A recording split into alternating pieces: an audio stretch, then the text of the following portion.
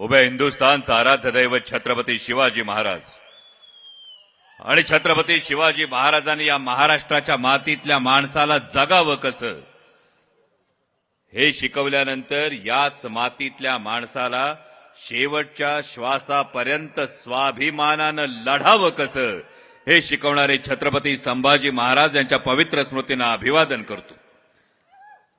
या शिवस्वराज्य यात्रेच्या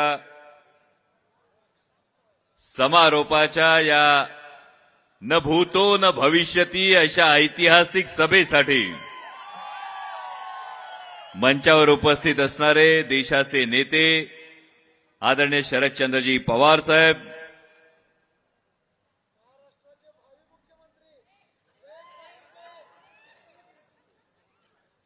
कोणत्याही पदापेक्षा कोणत्याही बिरुदावलीपेक्षा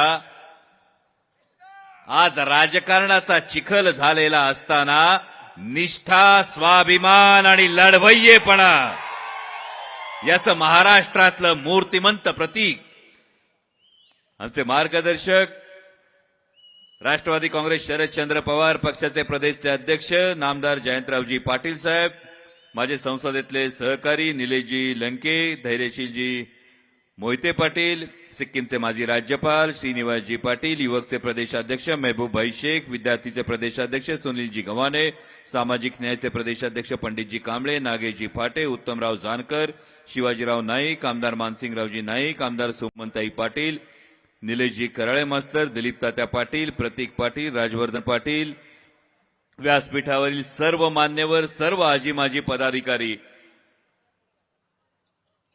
कारण घड्याळ सुटलं असलं तरी वेळेचं भान ठेवलं पाहिजे आणि ज्यांनी चोरलं त्यांना वेळीच थांबवलं पाहिजे, त्यांची राजकीय महत्वाकांक्षा गाडली पाहिजे, हे वेगळं सांगायला लावू नका। पण आज खरं तर विलक्षण योगायोग आहे। आज खरं तर वेगळं बोलायचं ठरवलं होतं, पण आज आल्यानंतर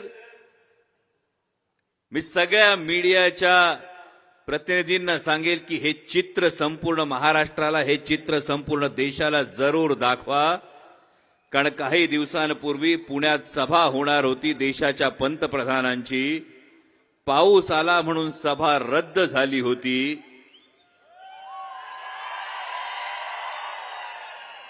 आणि आज आदरणीय शरदचंद्रजी पवार साहेबांची ही सभा आहे, तर घोटाभर पाणी साठले आणि तरी सुद्धा ही एवढ्या मोठ्या संख्येनं त्याच दिमाखात वाळवेकरांनी ही सभा दाखवली आहे। आणि आता कळलं असेल अनेकांना, कारण अनेकांनी विचारलं होतं हरियाणाच्या निवडणुकीचा महाराष्ट्राच्या निवडणुकीवर काय परिणाम होईल का, तेव्हा त्यांना सांगितलं होतं अरे पावसात ढेकळं इरघळतात, काळ्या कातळाचा सह्याद्री वारा वादळ पाऊस छाताडावर झेलतो आणि हा वारा वादळ पाऊस छाताडावर झेलणारा हा सह्याद्री म्हणजे आदरणीय शरदचंद्रजी पवार हा फॅक्टर आहे हरियाणा आणि महाराष्ट्रामधला। त्यामुळे हरियाणामध्ये जे काही झालं ते महाराष्ट्रात होणार नाही, महाविकास आघाडीचंच सरकार येणार, ही काळ्या दगडावरची रेघ। आणि तुमच्याविषयी तर काय बोलू,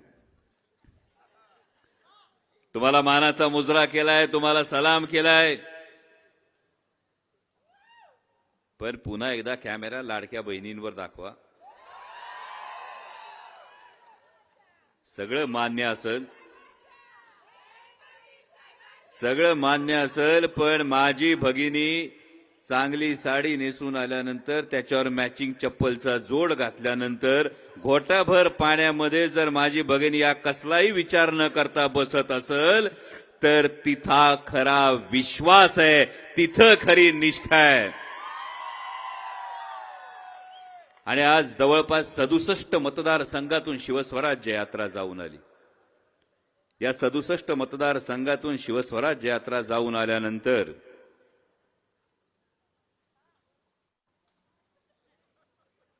ज्या मालिकेचा मगाशी उल्लेख केला, मी प्रत्येक वेळी पाहत होतो। मी जयंत पाटील साहेबांकडे पाहत होतो, मगाशी जानकर साहेब म्हणाले भाकरीचा विचार नाही, झोपेचा विचार नाही. जर विचारलं काल रात्री किती वाजता झोपले तर 4, 4:15ला झोपले, 2:15 वाजेपर्यंत गड इंग्लजला होते आणि आज सकाळी 7 वाजता उठून परत वाईकडे रवाना झालेत. आणि हे आज नाही सुरू, मी 9 ऑगस्ट पासून बघतोय. 9 ऑगस्ट पासून अव्याहतपणे हा माणूस धावतोय आणि हे अव्याहतपणे करत असताना कुठेही तक्रार नाही, कुठेही चेहऱ्यावर चिंतेचा लवलेश नाही.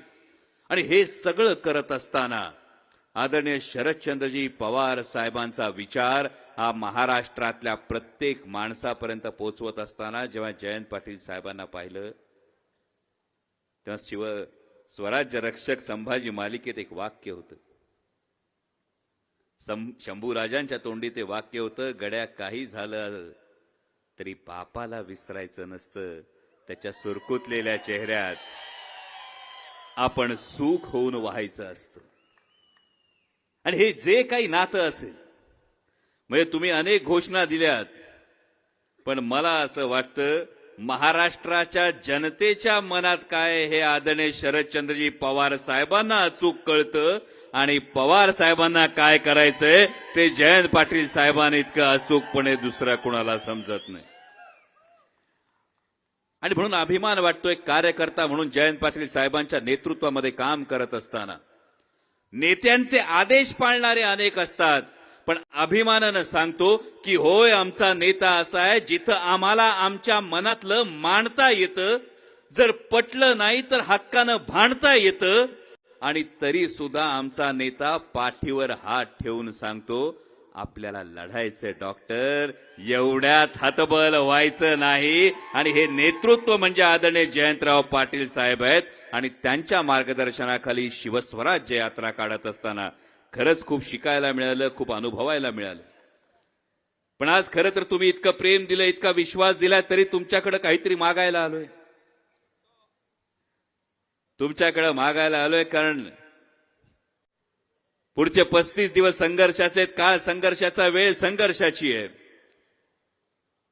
आणि मला जसं अभिप्रेत होतं तसंच झालं की आता इस्लामपुरात, वाळवा तालुक्यात परत सभा घ्यायला यायची गरज नाही. ऐकून आलं नीट? नाही, ही तुतारी तर वाजणार आहे. तुमच्याकडे मागायला आलो तो वेगळं मागायला आलोय. फक्त वेळ मागत नाहीये, तर जेवढं महाराष्ट्रात नातं गोत आहेत, पै पाहुण्यात या सगळ्या ठिकाणी सांगायचंय, तुतारी वाजवायची, तर मागाशी दिलेली घोषणा खरी ठरणार आहे, एवढं लक्षात ठेवा. पण ही शिवस्वराज्य यात्रा काढत असताना 67 विधानसभा मतदारसंघातून जात असताना अनेकांचा नामोल्लेख केला नाही तर तो कृतज्ञपणा ठरेल. कारण मुद्दे काय, सरकारवर टीका काय, तुम्हाला सगळं पाठ झालंय. पण आमचे युवकचे प्रदेशाध्यक्ष महबूबभाई शेख असतील, सुनीलजी गव्हाणे असतील, पंडितजी कांबळे असतील, या प्रत्येकानं महाराष्ट्राच्या प्रत्येकाच्या मनातल्या ज्या भावना आहेत त्या जागवल्या. अनेकांना वाटलं होतं मोठमोठे वक्ते नाहीत, असं काय होणार. पण जयंत पाटील साहेब नेहमी म्हणायचे की अ गेला तर आमच्याकडे ब आहे, ब गेला तर आमच्याकडे क आहे. कारण आमच्याकडे हे सगळं घडवणारं विद्यापीठ म्हणजे आदरणीय शरदचंद्रजी पवार साहेब आहेत. आणि याचा प्रत्यय हा ठिकठिकाणी या सगळ्या लोकांच्या भाषणांमधून, त्यांच्या मुद्द्यांमधून हा ठिकठिकाणी येत होता. इतकंच नाही तर जे नाटक आपण याच्या आधी बघितलं ते करणारे केशव पेडणेकर असतील, संतोष पवार असतील, महेश कोकाटे असतील, संपूर्ण टीम असेल, या संपूर्ण टीमचं कौतुक केलं पाहिजे. आणि तितकंच पडद्या मागून ही शिवस्वराज्य यात्रा इतक्या मोठ्या प्रमाणावर यशस्वी करण्यामध्ये ज्यांचा मोलाचा हात होता त्या आदिती नलावडे असतील, आमचा नीरज महाकाळ असेल, आणि पडद्या मागचा या शिवस्वराज्य यात्रेचा हिरो कोण असेल तर ते राजवर्धन पाटील आहेत. हे प्रामाणिकपणे इथं मांडलं पाहिजे, कारण हे श्रेय घ्यायला कधी कोणी येत नाही, पण ज्यांनी केलं त्यांचं सांगितलं पाहिजे. आणि हे सांगत असताना नेमकी ही शिवस्वराज्य यात्रा जात असताना प्रत्येक ठिकाणी प्रतिसाद जो मिळाला, हा प्रतिसाद जो मिळत होता, हा प्रतिसाद मिळत असताना आम्ही कोणीही या समजत नाही की हा प्रतिसाद आमच्यापैकी कुणालाही नव्हता. हा प्रतिसाद फक्त एका व्यक्तीच्या विचारांसाठी होता आणि ते नाव म्हणजे आदरणीय शरदचंद्रजी पवार साहेब. सर रवींद्रनाथ टागोरांच्या गीतांजली या काव्य संग्रहातल्या काही पंक्ती आठवतात. सूर्य अस्ताला जाताना त्याच्या मनात विचार आला की मी अस्ताला गेल्यानंतर जगाचं काय होईल, जगावर अंधाराचं साम्राज्य पसरेल. तेव्हा एक इटुकली पणती धिटाईनं पुढे आली आणि ती म्हणाली, तू अस्ताला गेल्यानंतर मी तेवत राहीन, प्रकाशानं अंधारावर विजय मिळवतो, याचा जगाचा यावर विश्वास बसेल. आणि तीच परिस्थिती होती 2 जुलैला. अनेक राजकीय पंडितांना वाटत होतं पक्ष गेला, चिन्ह गेलं. ज्यांना लहान लेकरासारखं हाताच्या तळहाताच्या फोडाप्रमाणे जपलं होतं असे अनेक नेते सोडून गेले. आता काय होणार? आणि एक 84 वर्षाचा योद्धा म्हटला, मी लढणार. आणि हे लढण्याचं जर कोण प्रतीक महाराष्ट्रातलं बनत असेल, म्हणजे जेव्हा सगळं काही गमावलेलं असतं, सगळं संपलं असं वाटत असतं, तेव्हा जर प्रेरणा कुणाला हवी असेल तर त्या प्रेरणेचं आज महाराष्ट्रातलं नाव आहे आदरणीय शरदचंद्रजी पवार साहेब. आणि म्हणून या निवडणुकीत, विधानसभा निवडणुकीला सामोरं जात असताना एक गोष्ट लक्षात ठेवा, ही निवडणूक कुठल्या राजकीय पक्षाची नाही, ही निवडणूक कुठल्याही केवळ पुढाऱ्याची नाही, ही निवडणूक महाराष्ट्र धर्म वाचवण्याची, महाराष्ट्र धर्म टिकवण्याची. जाता जाता एवढंच सांगतो, काय विलक्षण योगायोग आहे बघा. मतदान किती तारखेला आहे? 20 नोव्हेंबर. निकाल कधी लागणार आहे? जरा मागं जा. 23 नोव्हेंबर 2019ला काय घडलं होतं? 23 नोव्हेंबर 2019ला पहाट म्हटलं का काय लोकांना राग येतो, पण एक शपथविधी झाला होता आणि तिथं महाराष्ट्राच्या पाठीत खंजीर खुपसला गेला होता. पण सरकार अवघ्या काही तासात गडगडलं होतं. निकाल पुन्हा 23 नोव्हेंबरला आहे आणि आता महाविकास आघाडीचं सरकार येणार. ही काळ्या दगडावरची रेग आहे. जाता जाता एवढं सांगतो, आचारसंहितेच्या काळात दिवाळी येईल. दिवाळीच्या वेळी टीव्हीवर जाहिरात दिसल, उठा उठा दिवाळी आली, अमोक अमोक याची वेळ आली. तसं लक्षात घ्या, उठा उठा निवडणूक आली, आता गद्दारांना घरी बसवण्याची पवार वेळ आली. आणि त्यामुळे आदरणीय शरदचंद्रजी पवार साहेबांच्या मार्गदर्शनाखाली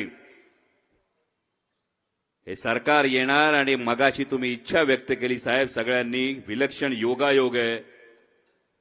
वाळव्याचा माणूस वर्षावर जावा अशी इच्छा व्यक्त झाली. आज पावसाच्या रूपानं वर्षाच वाळव्यात आली. त्यामुळे नियतीच्या मनात काय आहे हे करण्यासाठी तुम्हाला ताकद लावावी लागेल. ही ताकद आई जगदंबा तुमच्यापैकी प्रत्येकाला देऊ, ही इच्छा व्यक्त करतो आणि थांबतो. धन्यवाद. जय शिवराय. धन्यवाद.